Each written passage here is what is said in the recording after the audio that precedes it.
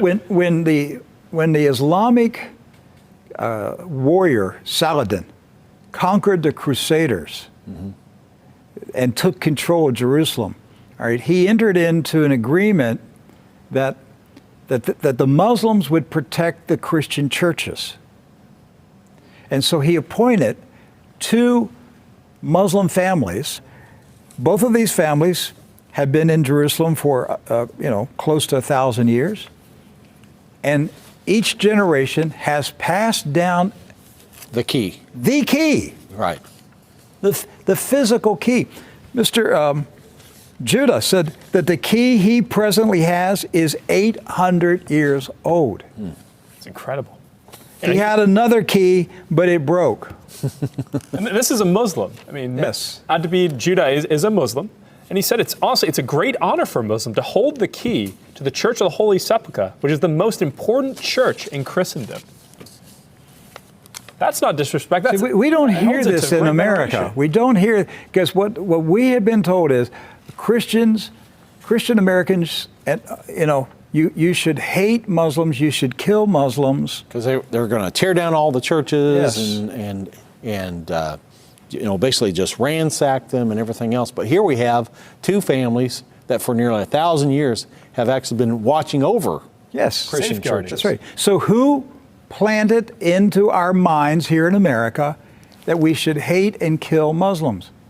Who planted that thought in our head? Because it came into our society after 9/11. That's correct. So 9/11 was a calculated, planned operation, and it changed everything in our country. And so we were saturated with media propaganda, which who owns the media in this country? So we're saturated with this media propaganda. You Americans, you need to hate Muslims. You need to go to war. You need to send your sons to go kill Muslims. All right? And yet, when you go to the Middle East, you find out that the Muslims, like Christians, are taking care of Christian churches. Yes. Do not hold animosity against Christians or Americans, except in the case where Americans are pushing for war in their countries or trying to take their land. So they've lived together. They've lived together for centuries and centuries. Jews, Christians, and Muslims have lived together for centuries. They were buying and selling. They were trading. They were doing business together. They were building houses next door to each other for centuries. And it didn't change until the Zionists came. Now, see, you say, wait a minute, I thought Zionists are Jews. Not all Jews are Zionists.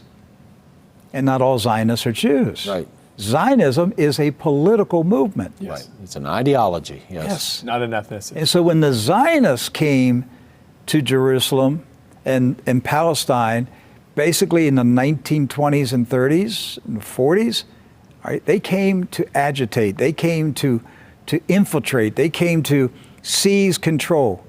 And so they formed paramilitary groups, like Irgun.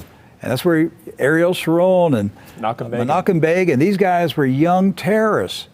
And so there's where the hatred started to come in. The fighting, the animosity, the bitterness. But it didn't start until the Zionists appeared.